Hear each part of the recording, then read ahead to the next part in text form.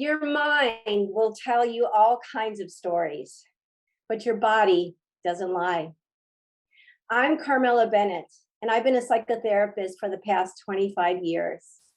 10 years ago, I put my two passions together, helping others grow and develop, and movement. And today, I integrate somatic experiencing, a mind body therapy that's more effective than talking alone, into my work that transforms human beings into humans being in lives they want to live.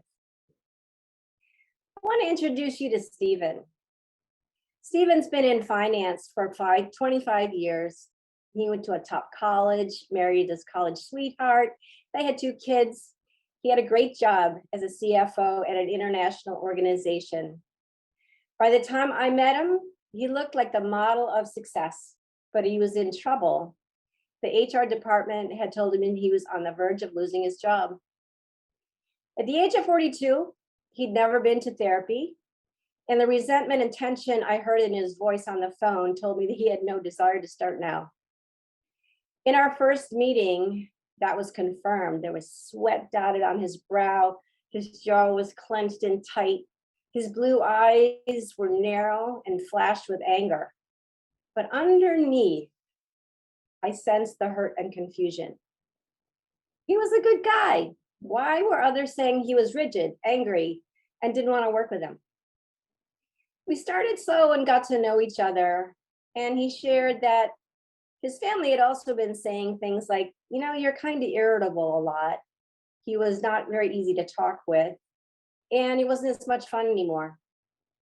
So as our trust grew, he shared some difficult experiences from his past, and he connected them to patterns in his present life. Difficulty expressing emotions, the fear of failure, pressure to succeed, and emotionally shutting down when there was conflict in his relationships. Now, awareness and intellectual understanding is important, but we can't think our way into a change. Our prefrontal cortex is just no match for that limbic system. Our emotional patterns in our nervous system run the show, and we won't take actions that our body can't support.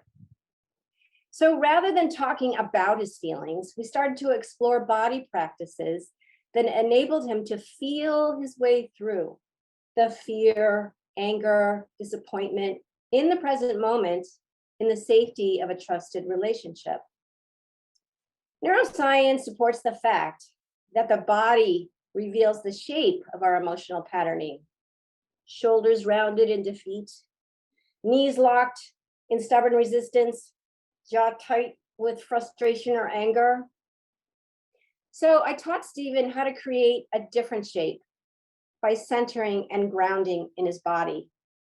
It became the neutral gear in his gear shift that gave him a home base to shift to when anger or fear threatened to hijack his ability to connect with others, to listen, or confusion overwhelmed him.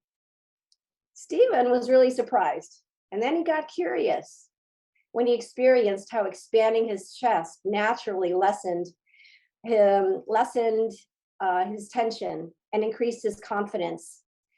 When he felt deep into his belly, it felt comforting and it reduced fear.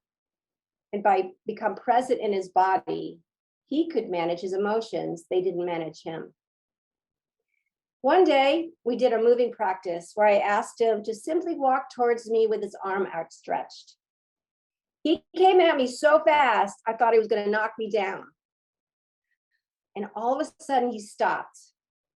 He turned to me and he said, "Oh my God, I get it.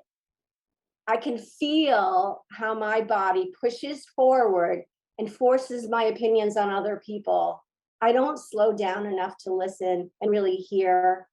And I avoid, rather than connecting, to push through my fears of not being enough."